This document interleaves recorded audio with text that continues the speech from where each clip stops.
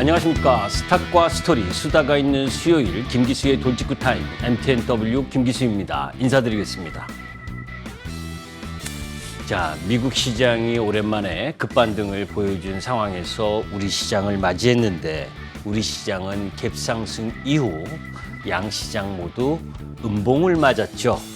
자, 우리가 이제 시장, 요즘 같은 시장에 보게 되면 지난번에도 제가 두더지 게임 이 그림을 가지고 나왔었는데 사실 주식 시장에 있어서의 두더지 순환매가 진행되고 있기 때문에 지수가 반등을 하더라도 쉽게 체감으로 오지 않는 상황이 나타나고 있죠.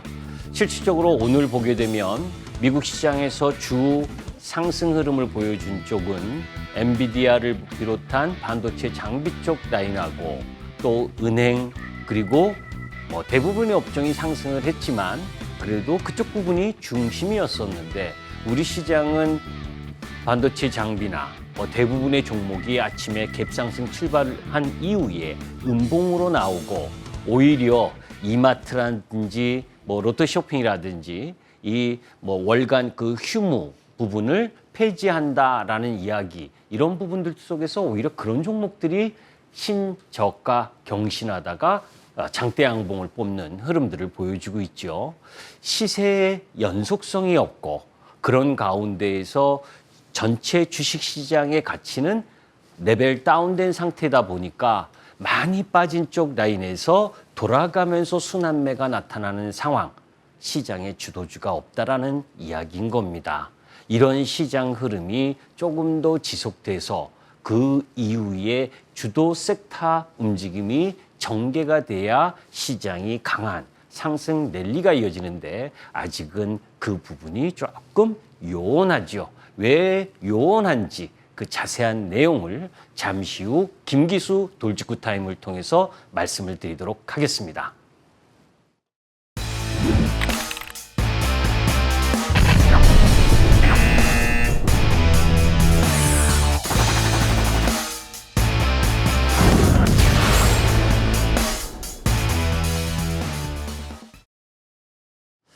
자, 우리가 시장이 활화산 같이 막 거래량이 증가하고 하게 되면 좋은 시장인데 지금은 우리 시장도 그렇고 미국 시장도 그렇고 비관론이 극에 달하고 있는 모습입니다. 지금 글로벌 성장과 이익에 대한 기대치가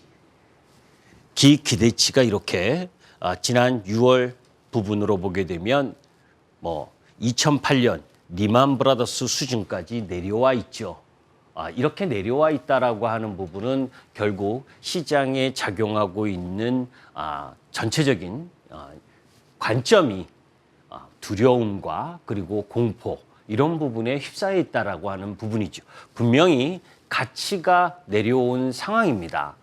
경기 침체 예상과 관련된 부분에 있어서 코로나 침체 이후 2020년 3월 달이 코로나 정점이었었는데 그 5월 이후 가장 높은 수준의 경기 침체를 지금 예상하고 있는 상황이고 그렇기 때문에 주식 투자 비중이 금융위기 2008년 리만 브라더스 때 그때 10월 이후 가장 낮은 상황 그리고 현금 비중은 2001년 이후 최고의 현금을 갖고 있을 만큼 그만큼 시장의 레벨이 다운되고 투자 심리가 얼어붙은 흐름이 지금 미국 시장에서 일어나고 있죠.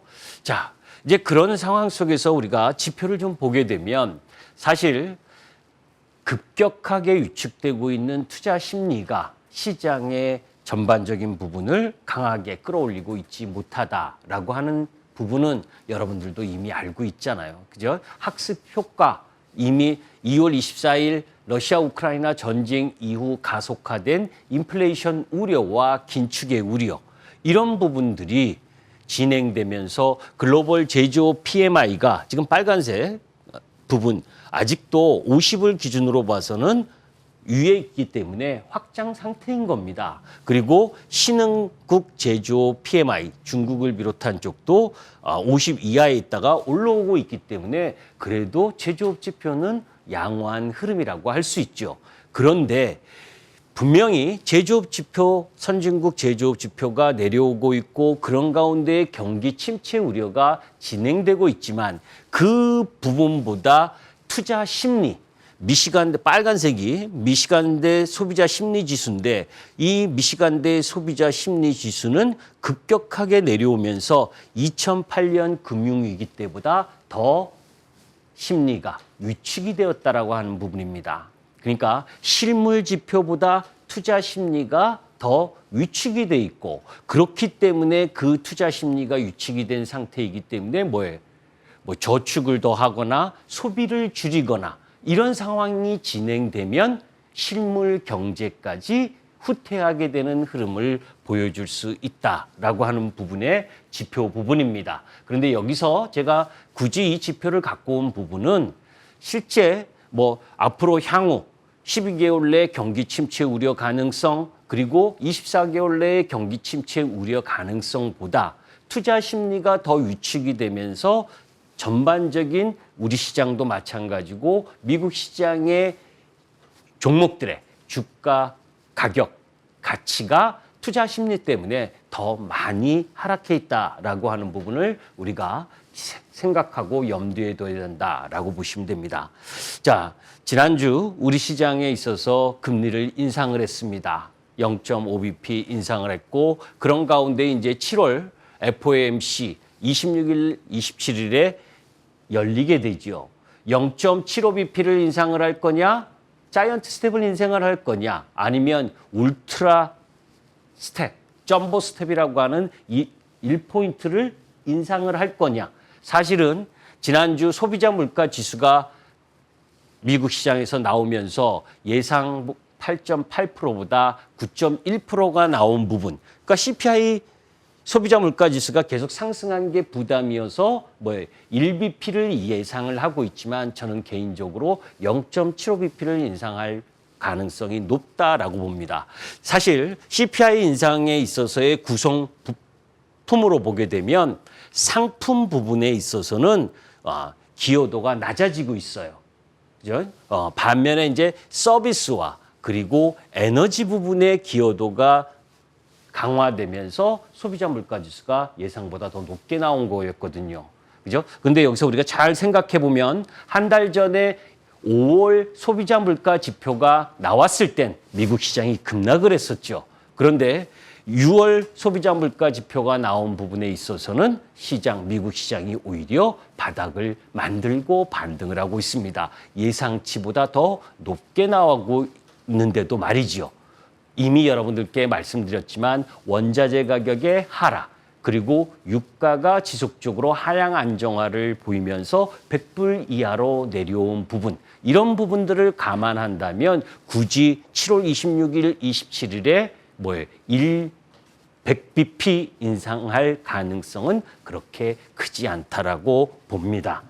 자, 그런 가운데에서 사실 가장 위험한 부분이 이 부분이었죠. 내일 노르트 스트림 가스관 정상화가 되느냐 안 되느냐. 사실 엊그제 나온 이 외신 보도에 의하면 러시아가 노르트 스트림 1의 이 재가동 부분에 있어서의 이 원유를 천연가스를 일정 부분 안 할 수도 있다. 이런 얘기가 나왔는데 다행스럽게 어젯밤에 그죠?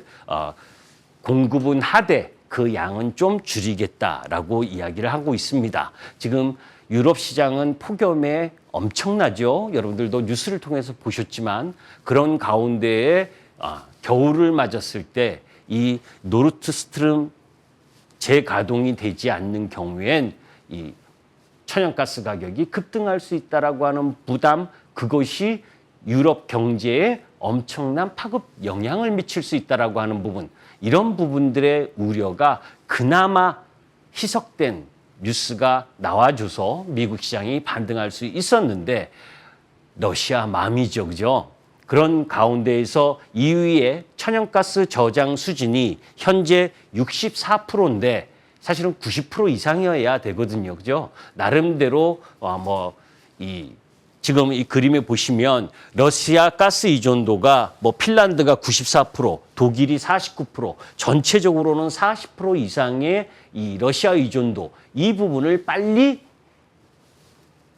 다변화하지 않으면 이 유럽의 경제 부분에 있어서는 상당히 어렵게 되죠. 왜 이 이야기를 자세하게 하게 되냐면 사실 시장에 있어서 달러와 가치가 계속 상승하잖아요. 그 근본적인 배경은 유로와 가치가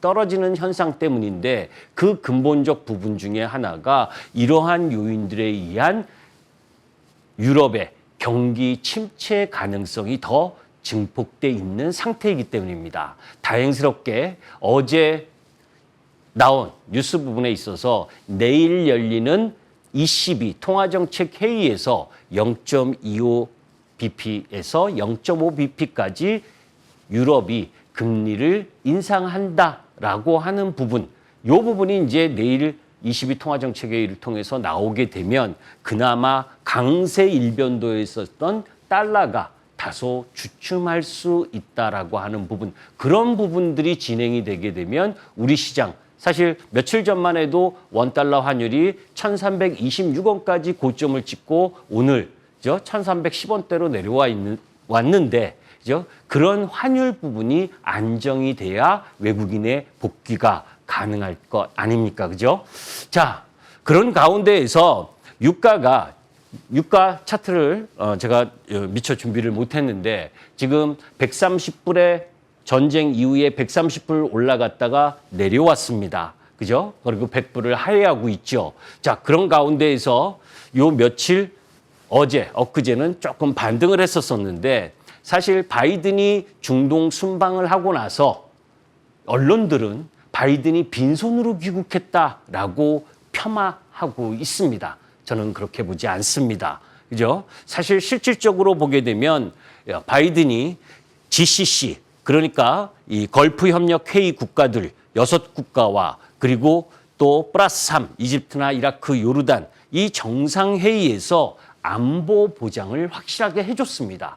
2018년도 보게 되면 2018년도에도 이 증상과 관련된 이슈가 있었을 때 트럼프가 MBS 안보 회담을 통해서 이야기한 이후 3개월 이후 있다가 오펙 플러스에서 사우디가 증산을 한 배경이 있었거든요. 자, 그런 흐름들로 보게 되면 빈손으로 방문한 것이 아니다. 그 구체적인 내용을 한번 보도록 합니다. 이 내용 자세하게 볼 내용은 아니고요. 얼마만큼의 안보 보장을 해줬느냐. 그죠? 실질적으로 이란의 공격에 대해서 이란 핵 억지력 강화라든지 그리고 방공 체계 협력, 해양 안보 협력 강화, 그리고 사우디와 예멘 후티 반군 휴전과 관련된 부분에 있어서의 안보 보장을 확실하게 해줬고, 그리고 또 파트너십과 관련된 부분에 있어서의 여러 가지 보장을 해줬습니다. 이렇게 해준 상황에서 단지 회담 끝나고 나서 원유 증산이 없었다. 이야기가 원유 증산과 관련 내용이 없다고 해서 바이든의 중동 방문이 별 성과가 없었다라고 하는 언론의 이야기는 사실이 아니다라고 이야기하고 싶습니다. 이 이야기를 굳이 하는 건 지금 100불 근처까지 내려와 있는 유가가 더 하향 안정화될 수 있다는 것을 반증하는 거고, 그 반증을 하게 된다면 결국은 뭐예요? 인플레이션 우려가 점진적으로 더 약해질 가능성이 큰 상황이다라는 걸 여러분들께 말씀드리고 싶은 거죠.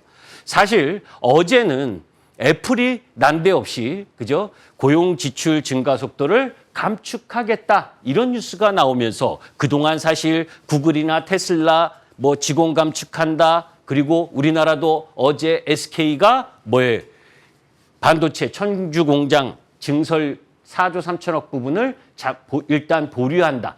이런 이야기가 나오면서 미국 시장이 엊그제 후반부에 약세를 보였다고 LG 이노텍을 비롯한 애플 밸류체인 관련주 이런 종목 부분들이 어제 약세를 보였습니다. 그런데 확대 해석하지 마세요. 그죠? 자, 실질적으로 보게 되면 애플이 사업 부분에 있어서 일정 정도 고용을 전사적 부분도 아니고 일부 부서에 있어서의 고용을 조금 뒤늦게 하고 어떤 기업이든 시청자 여러분이 하다못해 자영업을 하시든 기업을 운영하더라도 금리가 오르고 기업 경영 환경이 일정 정도 급변하는 과정 속에 있어서 투자나 이런 고용에 있어서 속도 조절을 할 수 있는 건 당연한 거죠. 그런 가운데 애플의 기본적인 마켓은 그죠? 아이폰 비중도 더 마켓시어를 높여가고 있는 중입니다. 그런 흐름 부분들을 확대 해석해서 경기 침체 우려를 증폭시키는 내용은 그거는 정말 가짜 뉴스다. 그죠? 자, 왜 그런 부분을 이야기를 하냐면 미국 경기 둔화 폭과 관련된 부분을 우리가 일정 정도 지표를 통해서 봐야 됩니다. 사실 IT 부분을 비롯해서 재고량이 증가하는 시커먼 부분이죠. 검은색이 올라가고 있다라고 하는 부분은 부담입니다. 그러나 아직도 제조업 출하 부분, 빨간색 부분이 이 재고량보다 더 높은 상태를 유지하고 있고 그리고 이제 이 위클리 이코노믹 인덱스 이쪽 부분에 있어서 여전히 미국 잠재 성장률을 상회하는 흐름을 보여주고 있기 때문에 일정 정도 긴축이나 인플레이션 때문에 경기 둔화는 불가피하지만 그 침체의 폭이 엄청나게 확대 해석하는 것은 금물이다라고 보시면 되겠고, 자, 요 추경호 부총리와 앨런 재무장관과 관련된 필요시 외화 유동성 공급을 하겠다 이런 내용은 여러분들이 뉴스로 접하셨을 건데 여하튼 한미 통화 수합 체결 가능성을 일정 정도 반영하고 있고 안보 그리고 경제 동맹으로서의 이 확대 이런 부분들 프렌드십 이 부분을 가지고 있다라고 하는 부분은 우리 시장이 옛날 이제 1997년 외환위기 이런 사태로 가는 흐름으로 원화 약세를 바라보지 않았으면 좋겠다라고 보시면 됩니다. 자, 이제 거기서 또 공매도 부분을 이번에도 또 한 번 이야기를 합니다. 사실 공매도의 긍정적인 이야기를 하는 분들이 꽤 많죠. 꽤 많은 분들은 누굽니까? 기관하고 외국인입니다. 그런데 실질적으로 여러분들 이런 거죠. 우리가 포카판에 돈이 많은 사람들이, 그죠? 돈이 많은 사람들이 제대로 된 패도 갖고 있지 않으면서 계속해서 베팅을 하면 돈이 적게 갖고 있는 분들은 뭐예요? 좋은 패를 들고 있어도 확인하기가 쉽지가 않습니다. 공매도도 마찬가지죠. 시장이 안 좋다고 종목을 그냥 묵사발을 내버립니다. 그리고 나서 개인들이 다 포기하고 떠나가면 다시 또 채워놓고 개인들 따라 들어오면 다시 때리고 이건 뭡니까? 공정한 룰이 아니죠. 그죠? 자, 왜 그러면 그 공매도와 관련된 부분 지난번에 한번 여러분들께 말씀드린 적이 있잖아요. 그죠? 1월부터 6월까지 외국인들이 53조를 공매도를 때렸다. 대한민국 시장에. 그죠? 그런 부분들 속에서 정말 펀더멘털 때문에 때린 거라고 한다면 인정하자. 그런데 그것이 아니고 그네들의 ATM기 역할을 하는 상황 속에서 그죠? 시장 분위기와 그런 가운데에 하락을 유발시키는 공매도였다면 그건 철저하게 응징해야 되는 거 아니 해야 되는 거고 그리고 관련 법 개정이 필요로 하다는 겁니다. 코스피 200 신규 편입 종목 코스피 200에 편입이 되니까 박살이 났잖아요. 여러분들. 그죠? 코스피가 5월 31일 대비 7월 15일까지 13% 하락하는 동안에 코스피 200에 신규 편입한 종목들은 하나투어부터 한일시멘트, 일진아이솔에서 다 박살이 났습니다. 왜? 작년에 공매도 재개를 하면서 코스피 200과 코스피 150 지수 종목만 가능하도록 해놨더니 코스피 200만 편입이 되면 그냥 공매도가 나오는 겁니다. 그죠? 하루 공매도량이 거래 비중의 50%가 넘는 이런 비정상적인 게임 룰을 계속 지속한다면 안 되는 거죠. 외국인과 기관은 상환 기간이 무제한입니다. 개인은 90일이고 개인은 담보 비율이 140%고 외국인과 기관은 105%입니다. 그런데 법 개정하라 했더니 똑같이 105%로 낮추는 개정을 한다라고 한다면 그건 정말 이성이 없는 거죠. 그죠? 140%로 똑같이 올리고 그런 공정한 룰이 만들어져야 된다라고 봅니다. 자, 시간이 없기 때문에 빨리빨리 좀 진행할 텐데, 자, 코스피 거래대금 작년 1월 달에 1월 3일 날 첫 개장 때 8조였었던 8조가 넘어갔던 거래대금, 그리고 1월 12일 그리고 1월 12일 3,222포인트를 찍고, 그리고 3,000포인트가 넘어가는 흐름들 속에서 10조 이상의 거래대금, 그리고 작년 1월 달에는 44조까지 갔었던 거래대금이 지금은 6조 라인에서 놀고 있습니다. 거래대금도 바닥권이요, 거래량도 바닥권의 흐름을 지금 보여주고 있죠. 이 코로나19 이후 지금 최저만큼 주가가 떨어졌다는 건 여러분들께 이야기를 했고, 우리가 이 부분은 여러분들에게 자세하게 하나 설명드리고 싶습니다. 종합주가지수, 우리 시장이 3,000포인트로 올라갔었던 거 멋으로 갔던 거 아닙니다. 그냥 유동성으로만 갔었던 거 아닙니다. 2010년서부터 2016년까지 코스피의 영업이익이 100조에서 150조 요 사이에 놀 때 종합주가지수는 2,000포인트 내외에서 움직였었습니다. 그죠? 코스피의 영업이익이 100조에서 150조일 때 2,000포인트에서 놀았다. 작년에 우리 기업들, 코스피의 기업들의 영업이익이 242조, 올해 예상치가 247조에서 258조 정도입니다. 그러면 150조 라인에서 2,000포인트에서 놀았다면, 그죠? 그것보다 100조 높은 라인이라면 지수는 어디에 있어야 정상인 겁니까? 그죠? 그렇기 때문에 지금 이 오늘 2,400포인트를 회복하지 못하고 2,380포인트 라인에서 끝났지만, 지금 시장에 있어서 주식을 쉽게 매도해서는 안 되는 부분이죠. 자, 그리고 증시 안정 카드로 떠오른 징한펀드, 사실 코로나 때 10조 7,600억을 만들어 놨었는데 안 썼던 부분이죠. 좀 지금 쓰세요. 그죠? 거래대금도 바닥이야. 그리고 거래량도 바닥이야. 왜 기관도 오늘 같은 날 매도를 해. 그죠? 시장에 수급의 주체가 없어. 그런 상황에서 투자 심리를 좀 회복해 주기 위해서라도 징한펀드가 좀 타이밍을 맞춰서 들어왔으면 하는 바람입니다. 물론 코스닥, 코스피 합쳐서 시가총액이 2,200조가량 되는데 10조 7,600억이면 뭐에 0.5% 이하지요. 그래서 그 역할은 미미합니다. 다만 그런 부분들이 뭐에 불쏘시개가 돼서 투자 심리와 그리고 수급의 안정성 흐름 부분을 갖춰준다면 시장은 다시 한번 우리 기업들의 영업이익을 바탕으로 해서 올라갈 수 있는 힘을 가질 수 있다라고 봅니다. 자, 나머지 여러 부분이 있는데 시간이 없네요. 그리고 그런 와중에도 고환율에도 1,300원이 넘어가 있는 환율에도 외국인들은 7월 4일서부터 18일까지 1조 4,500억 원을 매수를 했습니다. 그죠? 여러분들 알고 계시잖아요. 뭔가 바뀌고 있다. 바뀌고 있는데 아직 주도 섹터가 나오고 있지 않기 때문에 뭐예요? 급락한 종목들의 순환 흐름이 전개되고 있는 상황입니다. TSMC 실적 발표 이후 삼성전자 하이닉스로 들어왔고, 그 다음에 기아로 들어왔고, 그죠? 오늘 미국 반도체 법안 통과될 가능성 높아요. 이런 이제 여러 가지 내용들 부분이 있는데 다 못하겠네요. 그죠? 자, 이러한 자세한 내용은 잠시 후 6시부터 이제 이 포털창 MTN 밴드를 검색하고 들어오시면 제 홈페이지에 김기수를 클릭하시고 들어오시면 좀 더 자세한 내용을 가지고 여러분들께 말씀드리겠습니다.